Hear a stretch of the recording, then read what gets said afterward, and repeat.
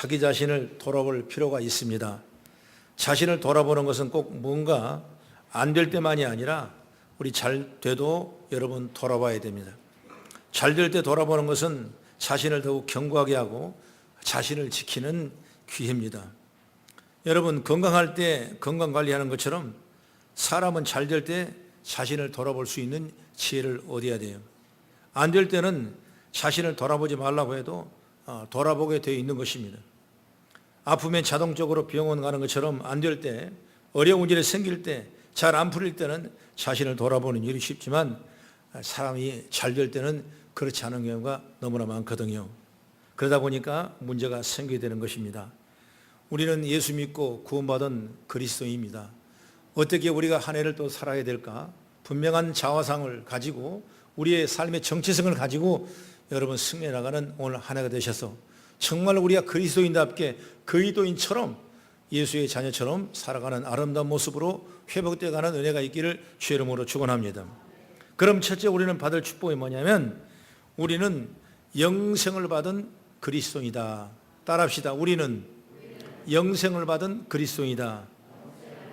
아멘. 우리는 그리스도인입니다. 우리는 영생을 받았습니다. 하나님의 자녀가 되었습니다. 누구 때문에? 예수님 때문에 우리는 영생을 받고 하나님의 자녀가 됐고 그리스도인이 되었고 우리는 세상의 빛과 소금의 삶을 감당하는 아름다운 모습으로 변하게 될 줄로 믿습니다. 오늘 본문의 말씀 보면 한 율법 교사가 있었는데 이분이 예수님을 시험하고자 영생이 뭐냐고 질문을 합니다. 그러니까 예수님께서는 어떤 얘기를 하냐면 내 마음을 다하며 목숨을 다하고 힘을 다하여 뜻을 다하며 주 너의 하나님을 사랑하고 또한 내 이웃을 내 자신같이 사랑하라 했느니라 이렇게 말하고 있어요. 그러니까 예수님이 그 대답을 들어보면서 그 내 말이 옳도다. 내가 그렇게 하라 이렇게 말했던 것입니다. 여러분 영생을 얻는다는 거, 사람이 산다는 거, 죽지 않는다는 거, 구원받는다는 거, 그리스도인이 된다는 건 여러분 예수의 말씀을 잘 듣고 말씀을 따라갔을 때 그 역사가 일어나는 거거든요. 그래서 우리는 정말 영생을 입은 그리스도인이 되어서 정말 한 해 동안도 자신 있게 능력 있게 주의 말씀을 살아가는 제가 열리기를 축복합니다. 예수님께서도 요한복음 3장 15절과 16절의 말씀을 이렇게 말씀하시죠. 우리 같이 한번 읽어보겠습니다. 시작. 이는 그를 믿는 자마다 영생을 얻게 하려 하심이라. 하나님이 세상을 이처럼 사랑하사 독생자를 주셨으니 이는 그를 믿는 자마다 멸망하지 않고 영생을 얻게 하려 함이라 그랬습니다. 영생을 받아야 구원받는 것이고 여러분 세상 살기가 쉬워지는 것입니다. 우리는 그리스도인답게 살아가는 것이 바로 놀라운 축복인 거예요. 그래서 요한복음 5장 24절에 다시 보면 시작. 내 말을 듣고 또 나 보내신 이를 믿는 자는 영생을 얻었고 심판이 이르지 아니하나니 사망에서 생명으로 옮겼느니라. 영생을 입은 자는 사망에서 생명으로 옮겼다. 얼마나 중요한지 몰라요. 예수님께서는 아주 간단하게 영생에 대해 말씀했어요. 뭐냐면 독생자로 오신 예수 그리스도를 믿은 자는 영생을 얻는 것이다. 여러분 영생 받은 자는 세상 살기가 쉬워요. 편합니다. 걱정하지 않습니다. 염려하지 않습니다. 주님께서 분명히 수고하고 무거운 짐자들아 다 내게로 와라. 내가 너를 편히 쉬게 하려고 말씀했어요. 그러니까 그리스도인은 여러분 세상을 그렇게 어렵게 살지 않아요. 이것이 안 될 때 세상이 너무 힘든 겁니다. 요한복음 4장 보면 사마리아 성에 사는 한 여자가 물을 길르러 오후에 늦은 시간에 사람이 아무도 없는 시간에 물가에 찾아와서 물을 기를 때 누구를 만납니까? 마침 거기 예수님이 계셨는데 예수를 만납니다. 그래서 그 예수님이 딱 보니까 물을 뜨고 있는 것입니다. 그러면서 예수님이 그 여인에게 말합니다. 네가 물을 먹는 물은 계속 먹으면 또 목마르지만 내가 주는 물은 목마르지 아니하니라 이렇게 말을 한 거예요. 그러니까 그 여인은 깜짝 놀란 것입니다. 당신이 누구신데 나한테 이런 말 합니까? 이렇게 말하니까 예수님께서 말합니다. 너는 집에 남편이 5이 있지만 그 남편을 모르고 또 6을 찾는 사람과 똑같다. 이렇게 말씀했어요. 그 말을 하니까 깜짝 놀란 것입니다. 가만히 그걸 해석해 보면 그 여인은 정말 물을 떠러옵니다. 왜? 그 물이 오늘 우리나라의 생명이거든요. 물을 먹어야 주부로서 가정을 이루라고 물이 있어야 가정을 살림살이기 때문에 그런 아무도 없는 그 사이에 물을 뜨러 온 사람이 바로 그 여인이었어요. 근데 이 예수님께 다섯의 남편을 얘기를 한 건 뭐냐면 아마 그렇게 살아갔습니다. 내가 어떻게 출세할 것인가, 좋은 남편은 어떤 남편인가, 돈 많은 남편을 한번 만나본 거예요. 여러분, 그러면 최고 행복의 지선인 줄 알았어요. 그런데 그게 아니니까 그 다음에 건강한 남편을 또 찾아봅니다. 건강한 남편이면 최고인 줄 알았는데 또 그거 아니에요. 학식 있고 신의가 있고 많은 사람에게 인정받을 만한 사람 찾아봤어요. 그게 찾다 보니까 여러분 5번을 찾는 거예요. 그런데도 불구하고 자기는 진정한 만족이 없는, 그것이 바로 똑같은 거거든요. 우리가 세상을 살아가면서 내가 영생 받지 아니하고 내가 그리 되지 아니하고 내가 예수를 알지 못하면 날마다 곤고할 수밖에 없는 거예요. 이 말은 뭐냐면 끊임없이 부족한 거예요. 이래도 부족하고 저래도 부족하고, 건강이 있다 보니까 돈이 부족하고, 돈이 있다 보니까 건강이 부족하고, 명예가 있다 보니까 환경이 부족하고, 환경이 채워지니까 명예가 없게 되고, 여러분 찾으면 찾을수록 부족한 것이 세상이에요. 그러나 영생은 우리가 만족을 주신다고 해요. 영원한 만족을 주시는 거예요. 그래서 우리가 철저하게 2019년을 살아가면 여러분이 받을 자화상은 뭐냐면 나는 구원받는 사람이다, 영생을 받는 사람이다. 그래서 세상을 쉽게 사십시오. 그리고 이기십시오. 예수의 주시는 물만 먹으면 내가 얼마든지 복음 안에서 거둔다고 하나님의 자녀는 은혜가 있는 줄 믿으시기 바랍니다. 바로 여러분 구원 받으셨습니까? 예, 여러분 예수를 믿는 사람은 다 구원받았습니다. 바로 구원받은 근거, 구원받은 증표, 영생을 받은 우리 그리스도인 자세 오직 하나입니다. 어떤 상황에서도 예수를 믿는다는 것, 그 믿음의 변함이 없다는 사실을 깨달으기를 간절히 바랍니다. 그러면 여러분 구원받은 거예요. 그런 여러분 나라를 위해서 이 땅에 오셔서 고난당하시고 십자가에 달려서 나의 모든 죄를 다 사하시고 죽으신 주님, 그 주님께 부활하신 걸 믿는다면 저 여러분 구원받은 거 확실한다는 사실을 믿기를 간절히 바랍니다. 그럼 우리가 세상을 사는 게 그게 쉬워지는 거예요. 이걸 붙잡지 못하면 살아도 힘들고 나가도 힘들고, 여러분 그래서 수고하고 무거운 짐을 짐 것과 똑같은 겁니다. 오늘 우리는 신랑 되신 예수님을 제대로 만나서 구원의 복음이 선포되고 우리의 자화상이 확실하게 정체성을 이루고 빛과 소금의 사명을 감당하는 아름다운 모습으로 세워지길 간절히 바랍니다. 그 다음에 두 번째 뭐냐면 오늘 주님이 우리에게 말씀하신 메시지가 뭐냐면 누가 내 이웃인가, 그런 말씀이 오늘 여기에 나와 있어요. 사람은 살아가면서 이웃을 만나는데 이웃을 자주 바뀌어집니다. 왜 그러냐면 내가 어려웠을 때 이웃과 내가 성공했을 때 이웃이 달라지는 거예요. 내가 낮을 때 이웃과 내가 높을 때 이웃이 달라지는 거예요. 그것이 바로 어찌 보면 세상의 이웃이요. 신분이 상승하면 그 신분에 맞게 이웃이 바뀌어집니다. 더 좋은 집으로 이사가면 더 자연스럽게 이웃이 바뀌어집니다. 내가 성공해서 출세하면 또 내가 친한 사람과의 이웃이 아니라 지금 그 레벨의 사람과 함께 이웃이 되는 거예요. 여러분 우리의 이웃은 누구냐? 그리스도인의 이웃은 누구입니까? 누가 내 이웃인가? 권력 좀 있는 사람이 이웃인가? 여러분 돈 좀 있는 사람이 이웃인가? 명예가 있고 학식이 충만한 사람이 이웃인가? 여러분 이웃은, 이 사람은 우리의 진정한 이웃이 될 수 없어요. 왜 그러냐면 나는 안 그러는데 상황에 따라 이웃이 바뀌어지는 것입니다. 그 상대방이 여러분을 이웃이라고 인정할 수 없는 것입니다. 지금은 이웃이라고 해도 그 사람의 신분이 상승하면 여러분을 버릴 수 있다는 것을 알아야 되는 거예요. 그것이 바로 세상이란 겁니다. 그러나 여러분 교회라는 것은, 공동체는 그런 것 아니에요. 우리 모두가 다 이웃이 되는 겁니다. 보통 이웃을 서로 만들어가는 사람들이 세상의 이웃인데 우리는 가난해도 이웃이고 병들어도 이웃이고 높은 사람도 이웃이에요. 그러니까 이거 확 보면 처음에 저에게 오셨을 때 정말 흑암이 공허하고 앞길에 캄캄한 사람이 오셔서 정말 은혜 받고 구원 받고 삶이 펴지고 행복한 사람을 볼 수가 있어요. 그러면 그때 그 이웃이 오늘날까지 그대로 다 이웃이에요. 떠나가지 않으면 이웃이에요. 어떤 집사님은 처음에는 집사님 되기 전에 술을 먹고 담배를 피우고 먹으면 그냥 먹은 것이 한 3이슬 연장을 먹고 정말 세상에서 버려진 사람 같지만은 그분이 그대로 또 은혜를 입고 여기까지 왔을 때 그 이웃이 우리로 떠나요. 근데 이웃이에요, 여러분. 그 세상은 안 그런다니까. 다 바뀌어버려요. 내 좋은 것, 내 추구한 것, 내 원하는 걸 따라가면서 이웃을 바꿔버려요. 그러나 하나님의 공동체는 여러분 절대 그 이웃이 바뀌지 않는 것입니다. 너무나 감사하잖아요. 여러분, 그러면 우리가 누가 이웃인가? 여러분, 우리 주위의 모든 공동체 사람이 우리의 이웃인 줄 믿으시기 바랍니다. 세상 보통 사람은 누군가가 나에게 잘할 때 이웃이 돼요. 그런데 주님은 나보고 잘하라고 합니다. 내가 먼저 잘하라는 거예요. 내 이웃을 내 자신까지 사랑을 하랬어요. 누군가가 나에게 잘해서 내가 그 이웃이 되는 것이 아니라 내가 그에게 잘하기 때문에 그가 나의 이웃이 되는 거예요. 그것이 바로 이 교회라는 이 엄청난 비밀이 여기 있는 거예요.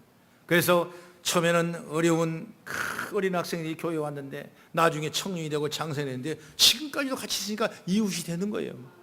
여러분, 세상은 그렇지 않아요. 세상은 어떻게 생각합니까?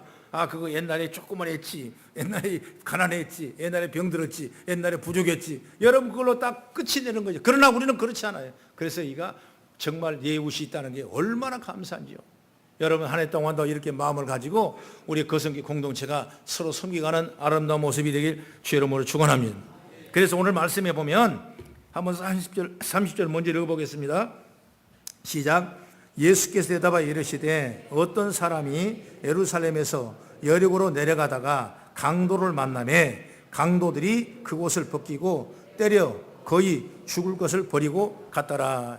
여기 말씀 보니까 옷을 벗기고 강도들이 때려가지고 거의 죽은 것을 버리고 갔더라. 죽은 것을 버리고 갔더라. 그러니까 말하면 시체와 똑같은 모습이에요. 그랬을 때 이 강도를 만나 버려진 상태 있는 이 사람에게 그대로 놔두면 10중 8구로 죽었고, 물론 죽었다고 성경은 또 말씀했어요. 그때 누가 지나가냐? 바로 제사장 한 사람이 지나갑니다.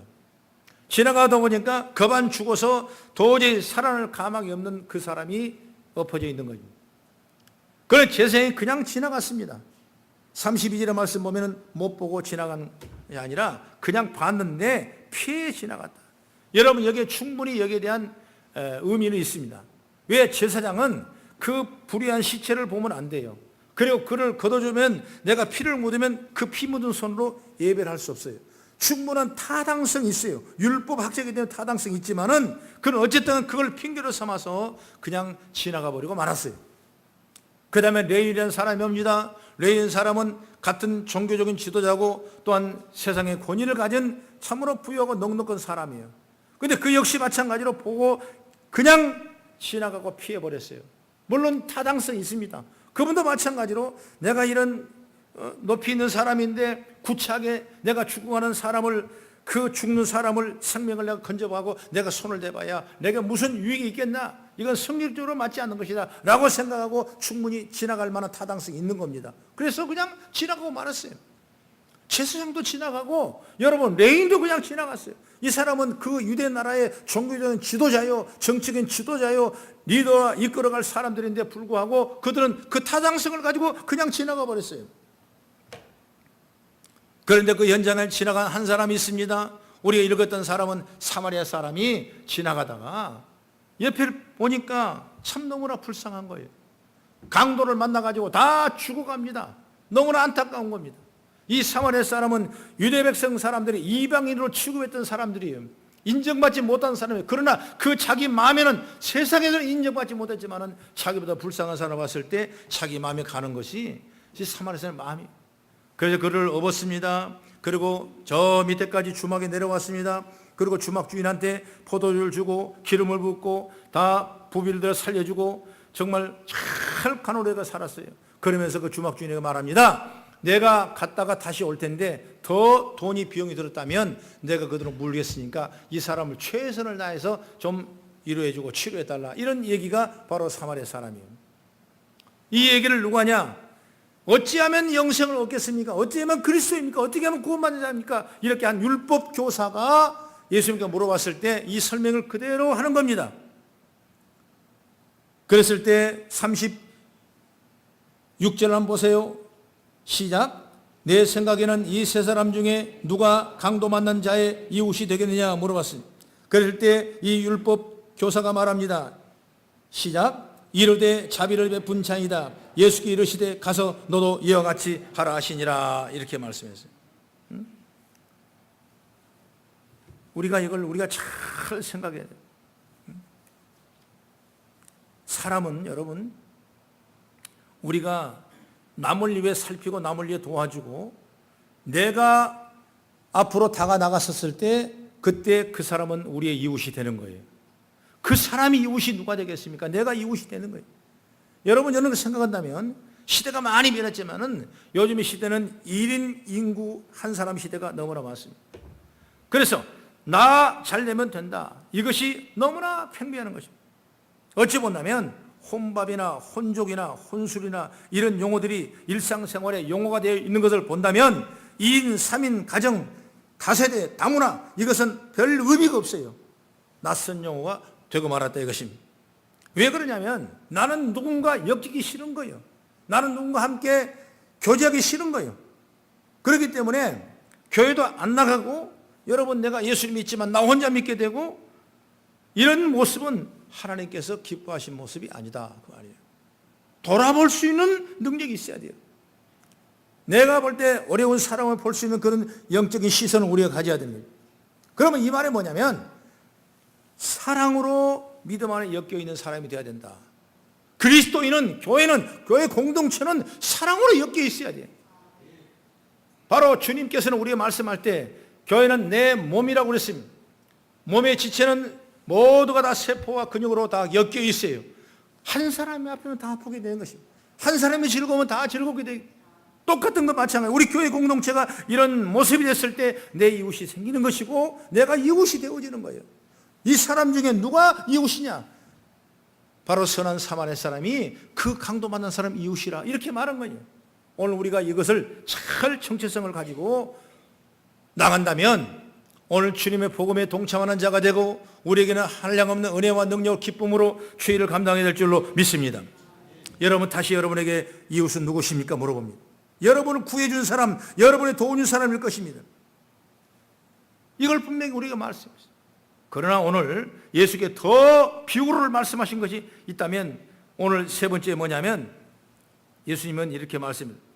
나도 이와 같이 하라 이것입니다. 나도 이와 같이 하라. 그러면 과연 우리가 이와 같이 하고 있는가? 이게 우리에게 주어진 하나님의 주신 메시지가 아니겠냐고 말이에요. 한 율법 교사가 예수님께 질문한 것은 예수님께 대답하시면서 우리에게 주시는 말씀인데 첫 번째 아까 얘기했죠. 영생에 관한 문제를 질문하고 그래서 예수님께서는 이웃을 사랑하고 하나님을 사랑하라 말씀하셨고 그것이 바로 영생에 대한 대답이었습니다. 이어 자신을 자랑하듯 그럼 내 이웃이 누굽니까? 율법교사 질문에 예수님은 내 이웃은 나라를 위해 희생하는 자가 내 이웃이라 이렇게 말씀했어요. 나라를 위해 희생하는 자. 가장 중요한 것은 예수님의 세 번째 말씀인데 예수님께서 하시고 싶은 말씀이 뭐냐면 그러면 너도 가서 이 일을 이와 같이 하라는 겁니다. 믿으시면 아멘. 우리가 이 세 사람의 말씀을 쫙 예수님께서 말씀하시면서 영생 구원 그리스도인 다 얘기했습니다. 그래 정말 우리가 누가 선한 이웃인가? 너도 같이 사마리아처럼 그렇게 하라. 그러면 그가 네 이웃이 있느니라. 할렐루야. 그러니까 이게 참 신앙 안에 받을 놀라운 축복입니다. 나는 이 말씀을 보면서 우리도 가서 이와 같이 하라. 얼마나 귀한 얘기입니까? 여러분 우리 성도들이 다 그런 마음을 가지길 간절히 바랍니다. 예수님께 등장한 인물 제사장이 있고 레위인이 있습니다. 바로 특정한 것은 예수님께 질문한 율법교사에게 깨닫게 하기 위한 것이에요. 그에게 뭘 깨닫게 하겠습니까? 바로 여기에 제사장과 레위인과 똑같은 율법교사가 되어서는 안 되고 여러분 우리들도 똑같은 율법교사 같은 삶을 살아서는 안 되고 정말 내가 이웃은 내가 나눠주고 베풀어주고 서로 돌아볼 때 그것이 나의 이웃이라는 사실을 여러분 분명히 깨달은 제가 열리길 간절히 바랍니다. 그래서 예수님은 율법교사 같은 우리에게 부족한 것이 무엇인가를 깨우쳐 주는 거예요. 우리는 뭔가 부족한가? 이 세 가지 사건을 통해서 우리에게 알게 하려는 지혜가 열리게 되는 것이죠. 사마리아 사람은 불행한 일을 당한 사람을 불쌍히 여기는 마음을 가졌습니다. 우리도 어려운 이웃이나 불행한 일을 당한 사람에게 가까이 다가가는 지혜를 열리기를 바랍니다. 나에게 경제된 소실이 온다 하더라도 내가 좀 불편하더라도 어려운 사람에게 다가갈 수 있는 지혜를 열리기를 바랍니다. 나는 그것이 예수의 마음이고 그 자리가 긍휼의 마음이고 그 자리가 주님이 함께 동행하는 신앙인의 마음이 된 줄로 믿습니다. 그래서 서로 돌아보라는 거예요. 서로. 우리는 이 사랑으로 서로 돌아보는 겁니다. 이 사건은 영원히 변하지 않는 것입니다. 교회에 있는 한 이 사건은 변하지 않는 거예요. 그래서 우리는 항상 예수 믿고 구원받은 자들은 교회 안에서 서로가 돌아보는 믿음의 죄를 받아야 됩니다. 이것이 바로 복음이고, 이것이 전도고, 이것이 구원이고, 이것이 우리를 향한 놀라운 주님의 지침인 줄 믿으시기 바랍니다. 나는 히브리 11장 24절에 말합니다. 너희는 서로 돌아봐 사랑과 선행으로 서로 격려하며, 사랑과 선행으로 서로 격려하며 그랬습니다. 여러분, 교회 안 다툼이 있을 필요 없지 않습니까? 사랑과 선행으로 서로 격려하는, 이웃을 서로 보며 서로 나눠주고 서로 보살펴주는데 여러분 갈등이 어디 있겠어요? 갈등이 없는 거예요. 이 사회가 점점 커져 나간다면, 복음이 정말 진보된다고 한다면 정말 이 사회는 정말 우리에게 사랑과 선행으로 충만한 믿음의 나라가 될 줄 믿습니다. 그래서 가장 최고의 복지는 뭐냐면 바로 예수 믿는 나라예요. 믿으시면 아멘. 그래서 우리가 이런 정체성을 다시 한번 보고 자기 성찰을 하고 나의 자화상을 새롭게 섬기며 나가는 그런 지혜로운 자가 되길 주 이름으로 축원합니다. 예수님은 몇 가지 말씀을 했는데, 마가복음 12장의 말씀 보면 당시 정서에 보면, 교회 헌금에 보면 그 헌금 일부분을 불쌍한 고아나 과부에게 줘야 되는 그런 제도가 있었던 것입니다. 그런데 여기에 나오는 이 불쌍한 과부는 정말 하나님 앞에 헌금을 드릴 수 있는데 드릴 수 없는 환경이에요. 자기 전부를 다 드립니다. 그런 마음이에요. 그 전부가 뭐냐? 우리로 말하면 동전짜리 2개를 내 전부라고 주님 앞에 헌금을 올렸어요. 그걸 누가 받느냐? 바로 예수님이 그 마음을, 그 현장을 보신 거예요. 그리고 정말 율법사고 바리새인고 또 레인들이고 돈을 헌금을 많이 드리는 사람도 봤던 것입니다. 그런데 물론 칭찬을 다 해야 되겠지만은 예수님은 칭찬의 시선이 어디로 가느냐? 이 두렵던 데 수밖에 없는 불쌍한 그 사람이 나의 생활의 전부를 드리는 그 심령을 보고 예수님께서는 귀하게 그를 보셨어요. 보셨어요. 그래서 예수님이 그분을 칭찬했습니다. 여러분, 이 사람은 내가 돌아볼 사람이 아니라 자기가 돌아봄을 받아야 될 사람인데, 자기가 돌아보는 그 생각을 가지고 주님 앞에 드리는 그 두렵더니 예수님께서는 그걸 보고 놀라운 칭찬을 하셨던 거예요. 이 칭찬받은 겁니다. 이거 칭찬. 열왕기상 17장에 보면 아합과 이세벨의 그 엄청난 우상의 폭정과 학정 때문에 도망을 가는 사람이 누구냐? 바로 엘리야입니다. 그래서 피곤합니다. 도망을 갑니다. 굶주립니다. 탈진 상태입니다. 그러다가 사르밧의 마을에 들어갔다가 한 여인을 만납니다. 알고 보니까 떡을 만들어서 마지막 먹고 죽으려는 그 여인의 모습을 바라봅니다. 성령께서 말씀하실 때 그 떡을 만들어 내게 대접을 하라 이렇게 말합니다. 그런데 그 사르밧 여인은 떡을 만들어서 대접을 하는 거예요. 이게 참 기가 막힌 일이죠. 이걸 먹고 이제 떨어지면 우리는 죽을 수밖에 없는 마지막 식량 양식인데, 내가 먹어도 지금 내가 돌봐도 내가 나를 위해서도 부족하면서 텐데 그걸 대접하라니까 얼마나 마음이 아프겠어요. 대접받을 사람 누구냐? 이 사르밧 여자, 그분이 대접을 받아야 되고 돌봐야 될 사람이에요. 그런데 누구를 돌봅니까? 탈진하고 있는 이 엘리야에게 떡을 만들어서 다 제공하는 것입니다. 그러고 나니까 하나님이 축복하십니다. 축복은 여기서 올라오는 거예요. 바로 그 가정에 밀가루가 떨어지지 아니하고 기름병에 기름이 마르지 않도록 하나님이 끊임없이 주의 축복을 공부한 줄 믿으시길 바랍니다. 그걸 바로 하나님이 하시는 거예요. 여러분, 요한복음 6장에 보면 오병의 기적 현장을 여러분 잘 압니다. 빈들이었습니다. 밤이 늦어갑니다. 많은 사람이 배고파 굶주립니다. 그럴 때 예수님께서는 그 아우성 소리를 듣고 저에게 떡을 갖다 주라고 명령했어요. 여러분, 떡이 있으면 다 먹겠죠. 떡이 없는 거죠. 그 떡을 찾다 보니까 어린 아이가 정말 조그마한 떡 5개와 물고기 2마리는 오병이 그 도시락 분량의 적은 양을 가지고 있어요. 아니, 애들은 배 안 고프겠습니까? 어른하고 애들하고 똑같이 먹여놓으면 누가 먼저 배고픈지 압니까? 얘들이 먼저 배고프는 거예요. 애들이 먼저. 그 애들이 얼마나 배고프겠습니까? 자기가 먹어도 충분히 부족하지. 그 어린아이를 누가 보겠습니까? 그런데 그 어린아이는 정말 예수님이 청하는 그 말씀을 순종하며 자기가 가지고 있던 그 오병이의 자그마한 이 빵을 예수님에게 가져옵니다. 예수님은 그걸 보고 하나님한테 축사했습니다. 그리고 가서 떡을 떼서 그들에게 나눠주라고 그랬습니다. 그리고 이를 세워서 다 하나씩 나눠주니까 떡이 또 불어나고 떡이 불어나고 남자만 5,000명, 기만 명을 먹이고 나중에 걷어보니까 12가지 축복이 남았어요. 예수님 누구를 축복했습니까? 그 어린아이의 배려를 하나님이 축복하신 거거든요. 어린아이도 그런 도움을 받아야 되고 충분히 배품을 받아야 되지만은 그가 가진 그것으로 많은 사람에게 귀하게 쓰임받는 건 이 놀라운 역사거든요. 그래서 하나님은 여러분 그렇게 일을 하시더라고요. 하나님은. 그러니까 우리가 그런 마음을 가지고 여러분 지혜를 받기를 간절히 바랍니다. 우리는 다 여러분 보살핌을 받아야 될 사람. 어찌 보면은 성경은 우리에게 끊임없이 이런 일을 하도록 우리에게 배려하신 하나님의 영광이라는 사실을 우리가 믿기를 간절히 바랍니다. 나는 이 말씀을 보면서 성경을 한번 찾아봅니다. 고린도서 1장 27절과 28절을 우리 같이 한번 읽어보겠습니다. 시작. 그러나 하나님께서 세상에 미련한 것들을 택하사 지혜 있는 자들을 부끄럽게 세상에 약한 것들을 택하사 강한 것들을 부끄럽게 하시려 하시며 하나님께서 세상에 천한 것과 멸시받은 것들과 없는 것들을 택하사 있는 것들을 폐하려 하시나니. 이 말씀이 나는 유효의 말씀이 되더라. 그래요. 여러분 하나님은 우리 연약함을 다 도우시기를 원하시고 우리 약함을 도우시기를 원하고 우리의 약함과 헌신과 그 배려하는 그 마음, 돌아보는 그 마음 통해서 하나님의 놀라운 축복의 통로가 열린 걸 보게 되는 것이죠.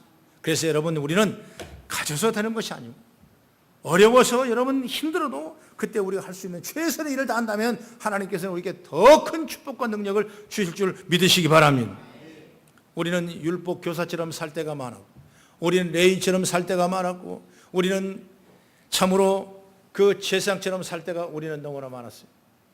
그러나 오늘 이 말씀을 통해서 주님이 주시고자 하는 그 말씀 뭐냐? 바로 이 말씀을 속에서 우리의 차화상을 한번 그려보자 이것입니다. 정말 그리스도 삶이 뭔가? 우리 일상생활이 어떤가? 한번 돌아보자 이것입니다. 그래서 자기 성찰이 우리에게 필요한 것입니다. 나는 율법적인 사고는 무엇인지 내가 고치고 회복해야 할 일이 무엇인지를 우리 돌아볼 수 있는 은혜의 지혜가 우리에게 일리기를 간절히 바랍니다. 오늘 우리는 예수님 때문에 은혜 받은 복음의 축복받은 자들이 여러분 예수님 분명히 너희는 세상에 나가 빛과 소금이라 그랬습니다. 되라는 얘기 아니라 우리는 빛과 소금이래요. 빛은 어두운 데 가서 비출 수 있는 놀라운 에너지가 있는 겁니다. 여러분 소금은 맛이 없는 곳에 맛을 내놓을 수 있는 놀라운 축복이 있는 줄 믿으시기 바랍니다. 오늘 우리 성도는 비록 연약하고 부족하지만 세상의 빛과 소금의 삶을 감당할 수가 있고 여러분 거성교회 공동체는 바르게 아름답게 세워져가 하나님의 영광이 드러난 은총을 주시게 될 줄로 저는 믿습니다. 그래서 우리가 다시 한번 2019년을 시작하면서 나를 바라보고 나의 성찰을 해보고 나의 자화상을 바라보고 오늘 구원받은 백성 그리스도인으로서 영생을 받는 우리들 정말 선한 이웃을 만들어가며 선한 이웃이 되어지는 아름다운 모습이 돼서 하나님의 영광이 여러분 삶 속에 주장되기를 주의 이름으로 축원합니다. 기도하겠습니다.